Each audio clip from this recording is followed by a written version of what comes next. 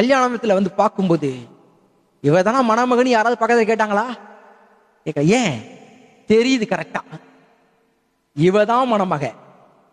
ஏன்னா இவ்வளவு அழகா இருக்கிறாளே, இவ்வளவு அழகா அணிந்து கொண்டு இவ்வளவு லட்சணமாய் வந்து நிற்கிறாளே, வசீகரிக்கக்கூடிய அளவுக்கு நிற்கிறாளே, கவரக்கூடிய அளவுக்கு நிற்கிறாளே அப்படின்னு சொல்லி கல்யாண மேடையில அப்படியே பாக்குறாங்க.